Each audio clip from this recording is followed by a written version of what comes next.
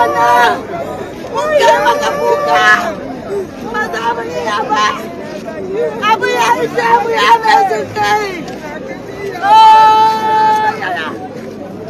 Yakan na!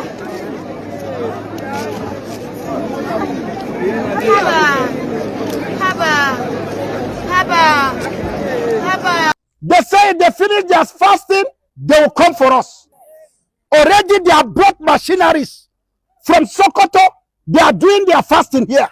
From Zamfara, the insurgents that are receiving heat, they have arrived Plateau. Yeah. They just murdered over 10 people. Yeah. Innocent Christians. Yeah. On Palm Sunday. Yeah. Tinubu, where are you? As your people are slaughtered in the night, as you sit in Aso Rock and you do absolutely nothing, you allow your people to be killed again and again and again and again. When will it stop? When will you hear the cries of Nigerians, of Christians? You can no longer deny genocide. They're being slaughtered. And you say there's no issue. You will regret what you are doing.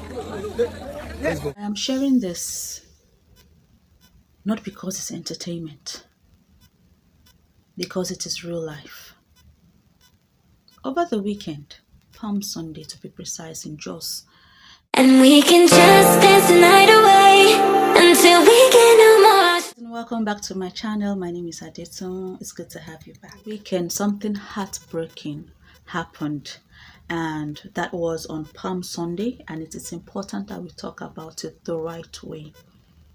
You know, this is not one of those videos for drama, gossip. This is about real people. This is about real events. This is about real life and the tragedy that happened on Palm Sunday. Where are all the pro-Palestine voices when it comes to what's happening in Nigeria? Today, on Palm Sunday, there are reports of a massacre that happened in Nigeria. Extremist Fulani militants on motorcycles attacked and unalived Christian students. And this is nothing new. For years, decades, Nigerian Christians have been facing displacement, violence, attacks over and over again. You know what's crazy? More people over the years have been displaced in Nigeria than Palestine, and yet no one talks about it. Our people are living in fear. Local advisor Titus Ayuba Alam said, children no longer go to school. Even worship in churches, you can't do it because you're running for your life. In places like Nigeria, when Christians are attacked, when people are attacked in general, there is very weak justice for them. Let me quickly give you an idea of what's been happening in Nigeria over the past few years. Villages burned down, churches wiped, people kidnapped, taken from their homes in the middle of the night and forced to convert. These are people living in constant fear of losing their lives just because of what they believe in. And yet, other countries are refusing to step in and help them.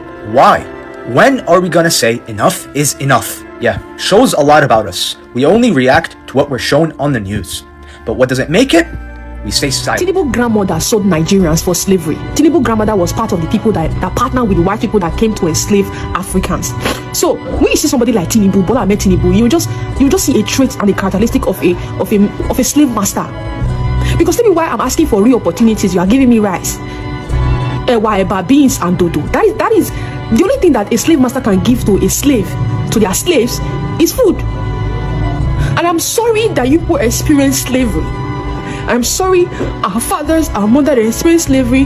It's a psychological trauma that they are trying to pass down to the next generation. They pass it down to your generation, and we the Gen Zs, we are suffering. We cannot even do well in life without doing Yahoo or doing prostitution. It's so normalized. It's so normalized. We are suffering because of your fucking trauma. It's like, if you understand, bro. See, if you understand history, when is this? When are we going to be free? Bro, see, hey, Salobua, it's so sickening. Jos is very dear to my heart, and I spent over 2.5 years there. From 2000 to 2002, I had my diploma in Jos. I attended Unigangs, University of Gengeri. Shout out to my people. University of Gengeri. Now it's the University of Jos Center for Continuing Education in Gengeri. And Jos is a beautiful, beautiful state. It's very cool. It's not like Lagos that is hot. I was coming from Lagos. And those were some of the amazing years of my life growing up as a teenager.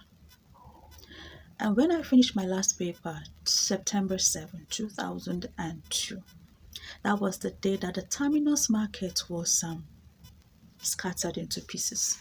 I don't want to use the word because of YouTube guidelines and policies. And the couple I was staying with had gone to Boko in Benue State for a program, and I was home alone. And thank God I was in a compound with, it had 4 flats, you know, and my flat, or the flat I was staying, was close to the gate. 2 were close to the gate, 1 was in the middle somewhat, and 1 was at the last place. And then Mommy P, I don't want to call her full name.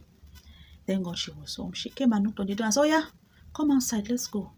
We need to leave this place." Everybody was running. I locked myself inside the house because I didn't know what to do. I didn't know where to go. I was a young teenager, and I locked myself and said, "What's come to worse, I will hide under the bed." This was a teenager, me. Until the woman came, knocked the door, told me to come, and we're going to run to the hills. Jos is rocky, it's hilly, it has mountains, so you can understand if you've been there before. People were running, it was scattered. It was terrifying, but I don't know why I wasn't. I think it hadn't just dawned on me because I was wondering. And you imagine small picking from Lagos. So we started running.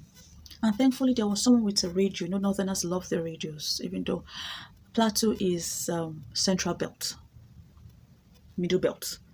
So someone said, "Oh no, let's not run again. The government had declared a curfew, you know, and that we should all go back home." And of course, lock the doors and everything. There were no phones then. Now landline day, landline. They couldn't reach out to me. The couple I was staying with, I couldn't reach out to them. They couldn't tell me, even if they wanted to rush down and say, "Let them come and check on me." It just was hot. Now imagine 24 years later. Now Jos has been under constant, persistent attacks over the years. Don't get me wrong. But me hearing this again, in 2026, my heart broke. I was very teary. I was like, for how long is Jos going to be an embattled state? This particular part of Jos is Angwarukuba. And I remember Angwarukuba very, very well. I have a nephew, one of my favorite nephews. He's serving in the north, in Jos, in Angwarukuba. So I checked up on him and I was like, "I hope you're okay. I hope you are safe. I hope that wasn't your LGA you were posted to." And he said, "It is." I almost fainted. I was at work, but I was destabilized. I said, "What did you say?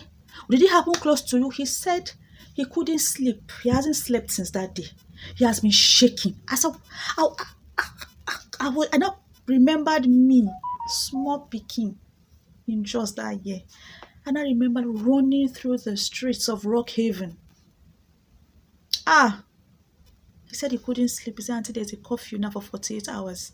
And, you know, he took a picture and I saw it of the streets being cleared at, I think, 8 p.m. There wasn't even a fly, no sign of mosquito. How long? Innocent children are there doing youth service, so students are there, everything. And the government, what is... And the annoying thing is that it's political campaigns that are going on. Are the lives of Nigerians not important enough? How long? How long do we need to continue like this? It's been 24 years. Let us wrap it up. Government, please do something. These are the lives of Nigerians. These are the lives of people. This is not just a headline. I lived in Jos. Jos is a part of me and will forever remain a part of me. I always, whenever I have the chance to talk about Jos, talk about my teenagehood, do not get one Zewan or call Jos inside. I really empathize. Reports have said that about 20 people have died. Some said 27 have died, some reports. This is quite much. I feel so sad and I'm trying not to tear up here. Government, please look into this. Bola Ahmed Tinubu, the President of the Federal Republic of Nigeria, please send whoever you need to send to address the people. You are standing in an armored tank Only half of your head they show, of your body they show. If you're just here, pow, you don't bend, they don't cover the armor tank, you are safe. People are out there telling them to calm down. This should not be another trend or a day conversation. And that is why I didn't come out immediately to talk about it. We should keep this conversation going. These are real life issues that need real attention. Please, let us address this. People, did you see that pregnant woman and her baby, unborn child, they killed on Palm Sunday? And you said this is not a religious attack. There is nothing. The country is good. Blah, blah, blah. Excuse me. Excuse the families affected. In times like this, we are reminded to value life, stay informed, and approach such conversations with empathy. If you are watching this, please take a moment to say a prayer, send a thought, or reflect. See you in my next video. Bye.